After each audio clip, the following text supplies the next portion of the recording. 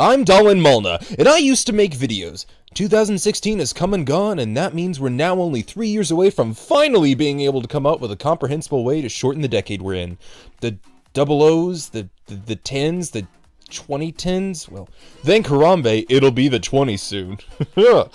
Anyway, it's become really popular to call 2016 the worst year ever. Though usually when you ask someone why, they sort of mumble to themselves for a while until the name Trump comes up. And there we have it! The giant orange elephant in the room. Or is it a rhino? But we'll get into that later. I'm not here to talk politics. I'm here to talk about books, games, television! In other words, stories.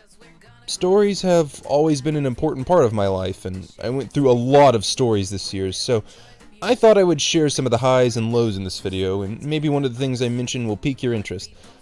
By the way, I'm gonna timecode the different sections here, so if you're not a big reader or just aren't into games or TV, you can kind of skip ahead to what interests you. Pick me apart at your own discretion. I'm a veritable giving tree.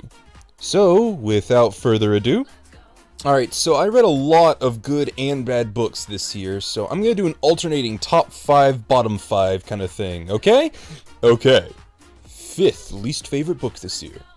Children of Thurin by J.R.R. Tolkien. I didn't so much dislike this book as I was disappointed by it. It's really my own fault. The Hobbit and The Lord of the Rings are my favorite books of all time, bar none. And when I learned there were other J.R.R. Tolkien books I could read, I became ecstatic. Of course, these books all turn out to be little more than a group of notes about stories he wanted to write, but didn't, and were published after his death. The entire thing kind of comes off as more of a fictional history book than an actual grand epic story. A really bare, long, fictional history book. It really seems to be missing the soul the Lord of the Rings had, and just goes to show how important editing and second drafts are. As a writer, I appreciate this deeper look on one of my favorite teachers in writing, but as a reader it was a little dull. 5th most favorite book this year! Blood Blockade Battlefield by Yashiro Naito. I'm sure I butchered that. I can't even get Americans' names right. Okay, I'm kind of cheating / having some overlap here. I wanted to put one manga on this list because I read a lot of manga this year. And some of it was good, some of it was not. I finished Trigun by the same author, and the ending was just really disappointing. I really liked One Punch Man this year, but something about BBB just drew me into it. Get it? I said drew. It's a pun, guys! It's a pun! It's a pun! Honestly, the reason I like this so much is probably because the anime that aired last year. It's getting a sequel soon, so I'm pumped about that. The manga doesn't really have a plot, and for some reason it just seems to have, like, stopped production in the USA. I can't find any info on why, and that really makes me sad, but still gorgeous to look at. 4th least favorite book this year. The Dresden Files, Stormfront by Jim Butcher. Man, I don't even know what to say about this one. It just bored me. The magic seemed to do whatever it wanted, the plot goes exactly where you expect it to. There's no one, like, this is the worst moment, but I did constantly feel like the minutes of my life were slowly slipping away from me. It's pretty popular though, so if you already like it, that's fine, don't let me stop you. If you have similar taste to me at all, you could probably give this one a pretty safe skip. 4th favorite book, John Cleaver Trilogy, Dan Wells. Okay, so again, I'm kind of cheating, and I'm gonna put an entire trilogy here, but just, it's my list, so, I love you. Dan Wells was a big discovery for me this year. He's a co-host on Writing Excuses, which is a podcast of writing advice by successful authors for upcoming authors, link in the description. One of the other hosts is Brandon Sanderson, my current favorite living author, and keep in mind that name may come up again on this list. Anyway, everything else I've read by Dan Wells has been great so far, and shoutouts to his Partial series as well for being just great. I've not finished the final book, but the first 2 were really enjoyable. But his John Cleaver trilogy is what impressed me even more so far. This story is about a kid with sociopathic tendencies trying his best to live as a normal person in a small town. But when a real serial killer shows up, John is drawn into the darkness. He may never be able to escape when those dark forces turn out to be supernatural. John just might have to unleash the monster within himself to survive. Yeah, content-wise, it's, pretty dark and gruesome. It's not for everyone, but it's really gripping, so if you like suspense stories and can take a dark tone, I highly recommend it. Third least favorite book: Blue Exorcist and World Trigger from Shonen Jump. There really are more than this, but I felt these two exemplified the problems I'm talking about most clearly. I got a Shonen Jump subscription this year, or last year I guess now. I've really been enjoying parts of it, but man, some of these mangas are just boring. They embody every trope One Punch Man lampoons, and it's just a drag to get through. I really doubt anyone watching this is really big into manga anyway, but if you ever get some kind of weeaboo bug or are forced to buy gifts for a self-described otaku, just don't buy either of these. Third favorite book: Out of the Silent Planet in Pelandria, C.S. Lewis. I'm sure I butchered that too. So, C.S. Lewis is pretty popular for his fantasy in Narnia and his theological works and everything else, but a lot of people don't know he also wrote a science fiction series, and it's really, really good. It's about a guy named Ransom, and he's forced to deal with alien planets and theological ramifications of aliens, and how other species manage to avoid the fall that Earth experienced. I haven't read the third one in the series yet, but the first two are masterful in my opinion. And Out of the Silent Planet, the first book, is actually really short, so you can give it a try if you like sci-fi or theology, and really not lose too much time. Second least favorite book: Heretics by G.K. Chesterton. I've been told by a number of people that if I like C.S. Lewis, I'll love G.K. Chesterton. So I picked up Heretics, and I could only get 5 chapters in. While Lewis spends his time trying to make an articulate point and only spares extra words, and he's trying to paint an especially descriptive example, Chesterton will spend chapters and chapters waxing philosophical about nothing.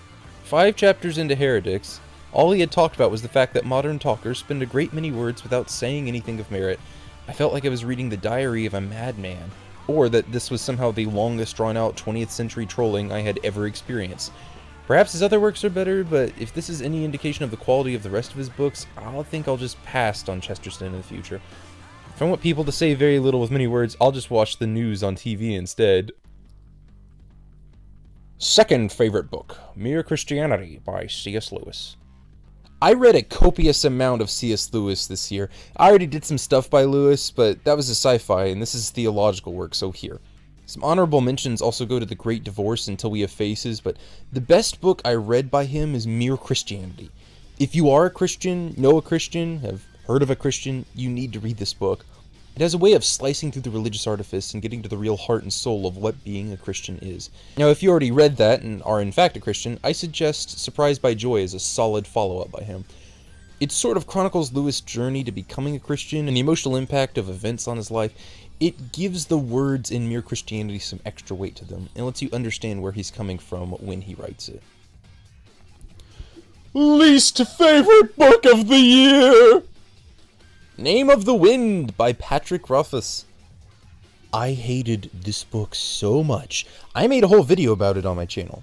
It's my second least favorite book of all time. The best way I can sum it up is, imagine all those stories where a super unlikable, arrogant jerk gets knocked down a peg, learns humility, and becomes a better person for it. Now imagine you take that unlikable jerk, make it so the whole world is against him, and he wins. Every time. He never fails, he just gets more arrogant, self-assured. Did I mention in the sequel he gets trained by a fairy to become a magic sex god at the age of 16? If that isn't a tale for the ages, I just don't know what is. Favorite book of the year: Bands of Mourning by Brandon Sanderson. Well, would you look at that? My favorite living author made the #1 spot. Who would have guessed? In all honesty, I enjoy C.S. Lewis's works more than this, but it's a bit harder to recommend long philosophical works to my friends rather than a fun fantasy romp, so that's why this is #1. Bands of Mourning is the 3rd book in the Wax and Wayne series, and technically the 6th or 7th in the Mistborn, depending on how you look at it. But you don't really have to read the previous books for this series to make sense. Anyway, the Wax and Wayne series has been my favorite list of books Sanderson has ever written. It's tightly paced, filled with lovable characters, and a really intriguing world building. There's alien crafts, metal-based magic, A thieving vagabond dating a 600-year-old bone-eating shapeshifter, and a rich young lord who always wanted to play cowboy, all grown up and complaining about his back as a hero. Trust me, it's better than I make it sound. If you really want the whole experience, I do suggest starting with Mistborn 1, as the previous trilogy does fill in some extra background information. But if you can't handle reading a whole 3.5 books, you can start at the Wax and Wayne series with Alloy of Law. It's really, really, really, really, really, really good. I mean, Wax can flipping manipulate his weight and push off metal, and Wayne can stop time and heal, and an entire mysterious organization is trying to breed Mistborn, and Alright, that sums up books for me. On to games, I suppose. I'll try and make it a lot shorter here. And in order from worst to best, here are the major games I played in 2016! Westerado, a fun little indie version of an open-world game. Lasted a handful of hours, and I appreciated killing time during the rough 6 hours I needed to fill one day. 3 out of 5 stars. Fear. Lots of gore and a fun Twitch-based shooter. Feels like what Doom 3 should have been. 3 out of 5 stars. Dark Souls. Super overhyped and needlessly obtuse. The game is unpolished and would do better without stats. However, after beating it, I've come to appreciate it more. There's a heart of gold surrounded by a rough exterior. 3 out of 5 stars. Doom. Feels like what Halo should have become instead of a Modern Warfare chest-high walls thing. Super fun story when it shows up and pretty solid core gameplay. It's a little short and somehow also managed to feel samey at parts, so I can only give it a 4 out of 5 star rating, but I haven't grinned that much since playing Metal Gear Rising. Speaking of which, Metal Gear Rising. Cyborg anime ninja fighting a crazy Republican senator while wearing a sombrero. I mean, what more could you ask for? 4 out of 5 stars. Zero Time Dilemma. I have such mixed feelings about this game. It's deeply flawed and pretty big slap in the face to longtime fans of the series with that whole ending, but honestly, up until the final act, it's one of the best games I've ever played. It's really a 3 out of 5 as a series ending, but as a standalone game, which is clearly what it was designed to be, it's pretty great minus the final twist. I read somewhere he planned a better ending originally, but got bored in the 4-year gap between games and changed it, and the ending really does feel like it was tacked on at the last moment. Still, it's got great puzzles, a pretty fun story, and if you aren't as emotionally invested by the last 2 games as I was, the final twist might not offend you as much as it did me. So, 4 out of 5 stars. Freedom Planet. This is the Sonic game I never knew I wanted. Big levels. Lots of combat and movement options, a cute Saturday morning story. Seriously, I love this. 5 out of 5 stars. Deus Ex. Mankind Divided. Imagine if you took the open world of most games and stripped away all the fluff, left only the interesting bits in a small world. That's what the new Deus Ex games are. Mankind Divided can get a little heavy-handed at points, and it is a clear case of middle trilogy syndrome in terms of story, but it's better than any of the other new AAA games I played this year. If I can even get semi-yearly releases of games of this quality, I'll be ecstatic. 5 out of 5. Gunvolt 2. You guys know about Mighty Number 9? Well, Gunvolt is basically what that was supposed to be. A super fun, well-polished, beginner-friendly yet challenging game. The sequel is just as good. This time you control 2 characters, each getting 4 stages.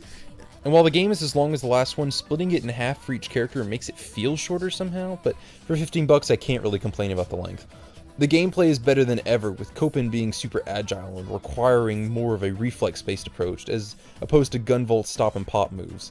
The story is suitably depressing, and I'm really starting to wonder how long we can milk the torture Gunvolt till he breaks thing, but so be it. It's 5 out of 5 stars, legendary game. Momodora 4, Reverie Under the Moonlight. Takes all the best stuff of Dark Souls, makes it 2D, removes all the stupid stats crap, adds in Metroidvania elements and a beautiful art and atmosphere and anime. You have Momodora 4. There's something just so beautiful about this game, you have to see it for yourself to understand.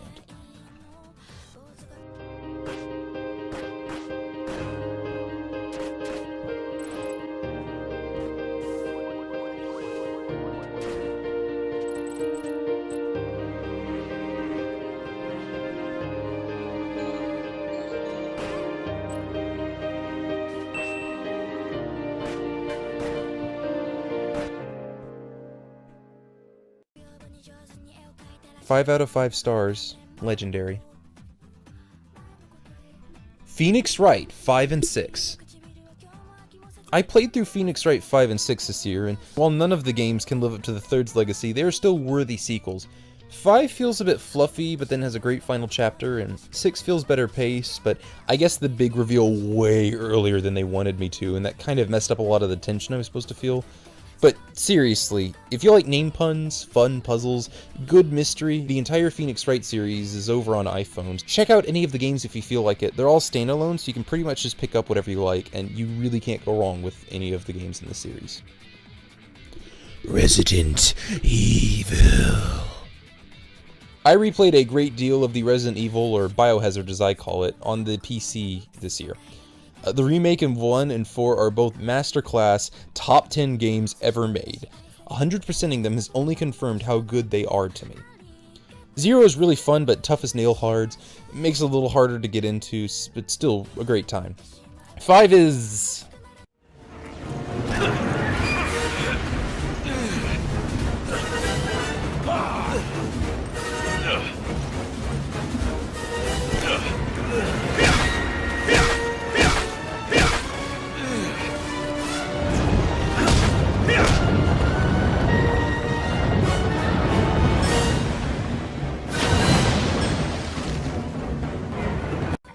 yeah. Revelations 1 was a step in the right direction, and Revelations 2 feel like a step in the wrong direction. Looking how interesting, let's say, 7 looks, I'd say that that was a correct prediction. Really, the point is, Resi 1 and 4 are great, so if you like puzzles and tension, pick up 1, and if you like action and just super corn, pick up 4. 5 out of 5 on those two. Whoa, now it's TV! I'm not gonna lie, I really didn't like most of the movies this year. Jason Bourne proved that even going back to what made him so popular, nobody likes Matt Damon anymore, leaving us wondering what made him so special in the first place. You know, Captain America Civil War gets the award this year for a movie I wanted to like the most, but just couldn't. It had a pretty good message about the UN being a useless pile of garbage, and that giving up what makes you special to a bunch of government hacks like maybe isn't the best idea ever. And it's really just a high production, you know, super fight fest otherwise, and that's always fun, but it ended up being hamstrung by a plot so dumb, I legitimately think they came up with the set pieces first and then strung together a couple of scenes in between to get the heroes just where they needed to be. I could go on, but let's just say, to sum up, the villain's plan requires an unrelated terrorist attack to cause some completely random Wakandan casualties around the same time that he discovers a super secret Russian mind control password while the UN demands the superheroes become slaves to them, and Tony's on a guilt trip because some woman yelled at him. At the same time, the villain's trying to frame Bucky to get him captured so he can mind control him so that Captain America will try and protect him from Iron Man without communicating why, so they can meet at a super secret Russian base and he can reveal Bucky is under mind control and killed Stark's parents and then ask him to fight each other, and then they do. Seriously, the Kingdom Hearts storyline makes more sense than this. What else came out this year? Well, Doctor Strange sure had some pretty effects, didn't it? I mean, the plot was garbage, the character arc made no sense, and the internal philosophy of the entire film was a contradiction, but, I mean, it looked pretty, am I right? It wasn't all bad. I liked the new Star Wars a lot. Sure, it was basically A New Hope again, but, like, it was fun. There was nothing explicitly dumb that made me want to pull my hair out. It was just fun. Let me have this. I watched Kara no Kyokai this year, nearly all of it. I mean, like Doctor Strange, it was really pretty, but it lost me when one of the main characters was killed and then shows up 5 minutes later claiming that she perfectly cloned herself with a puppet. And just a note to any future writers, if you want me to take your story like with even a shred of dramatic seriousness, don't negate death with clones 5 minutes later. I thought this was like writing 101. Jeez, the film section got negative, didn't it? Okay, I'm just going to list off the other things I didn't like real fast and try and get through this so we can get to something that's more positive, okay? Daredevil was fine, but I mean, who needs character or plot when you can just be 100% gritty all the time? Person of Interest sure ended with a whimper, didn't it? Turns out when you make a show about vigilantes who distrust the government trying to make the world a better place one person at a time, you happen to attract conservatives, and when you randomly force bad philosophy and lesbian subplots into the show, you tend to attract no one. Okay, so finally, good stuff, okay. So, Dad and I watched this show called Departures on Netflix this year. It's about these two, like, Beach Boy hippies who just decide to travel the world on a whim and record it all. It was surprisingly engaging, and I actually found myself getting really attached to the two guys and getting invested in their adventures. Normally shows like this don't really grip me, but something about how they developed as people over the course of the show was even more interesting than the places they visited. Go check it out if you're at all interested in travel shows. It's on Netflix. I'm slowly making my way through Sweetness and Lightning. I have to pace myself with it because it hits me really emotionally hard, harder than I want to admit sometimes. The premise is a recent widower and his young child are trying to cope with life as it is now, and he attempts to learn how to cook because he never did before his wife died, and he wants his daughter to have better food. Right now, the show is as pure and wonderful as I could possibly ask for. The author has apparently written some questionable stuff in the past, so I kind of worry about where this will head in the future. Good so far, though. I watched the Madoka movie for the first time this year, the one that wasn't just a repeat. It didn't come out this year, but I watched it. I'm not even going to review it other than saying, like, I mildly liked the Madoka Magica as a show, but after watching this movie, it frames the entire series in a new light, and I'm now firmly a fan of this franchise. If you have any interest in Madoka Magica, even in the slightest, you have to see this film. It fixes nearly all the problems I had with the show. Okay guys, I kind of saved the best for last. This is not only the best show, but probably the best story that I loved the most this year. There's a point where it tips, there's a point where it breaks, there's a point where it bends, and a point we just can't take anymore. There's a line that will cross and there's no return. There's a time and a place, no bridges left to burn anymore. We can't just wait with lives to take until they think we're ready. Our enemies are gathering, our storm is brewing now it's time to say goodbye to the days for love and the innocence of good. All the time seems to fly. Bring again, bring life, and the solitude beats we always knew.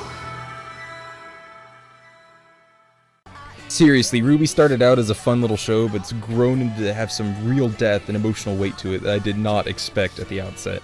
Fights are the best I've seen in any visual medium ever. The characters are fun, the story is engaging enough that I want to know what happens next. I'm not entirely caught up with Season 4 as I'm watching with my cousin, but so far it's shaping up to be the best one yet. There's been some slight ship teasing I don't welcome, but other than that it's a pretty clean show. Low cussing, low gore, basically no sex. Seriously, if you take anything from the section, just go watch Ruby. It's on Netflix and YouTube, and just go watch it, join the fan base, it's great.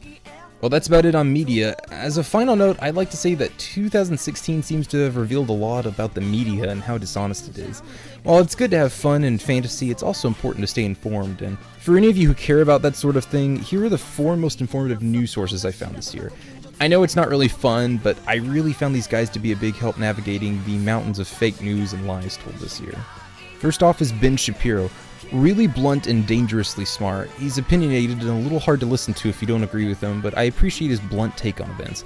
He's always very upfront about what he thinks, and I appreciate that in my news source. After that is Andrew Klavan. Much more satirical and jolly, Klavan and his show always leaves me with a smile on my face. He really appreciates the significance of stories and importance of the media on the culture in our everyday lives. After that's David Wood. The religion of peace made a lot of waves this year, and I wanted to understand what was at the core of Islam, where it came from, and why some of its adherents did what they did. David Wood shows ruthless tenacity in his attacks on the bad ideas of Islam, while still showing love to the individuals in the religion, something I have the utmost respect for. Finally, Steven Crowder, a super cool comedian who's concerned equally with entertaining you and informing you. Crowder's antics may be hard to take seriously, but he balances comedy and information well in my eyes. He never tries to trick you into what to think and is always big on giving people a chance to clearly explain their beliefs, especially when he disagrees.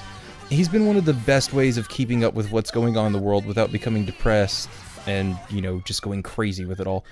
Highly, highly recommended. Well, if you stayed this long, let me just say thank you, and I'll give a quick wrap-up with what was best for me. Books, Mere Christianity by C.S. Lewis and Bands of Mourning by Brandon Sanderson. Games, a whole lot of them, so I guess MoMA 4, Gunvolt 2, Phoenix Wright 5, Freedom Planet, and Mankind Divided. You ought to find something in there you like. TV, seriously, please watch Ruby. Like, the first 2 eps can be watched under 30 minutes. It's worth checking out if any of the show that I've shown you looks cool at all. As for news sources, Crowder. He has a new daily show which you can go get at CRTV. Thanks a million for tuning in, and here's hoping 2017's even better than 16. God bless.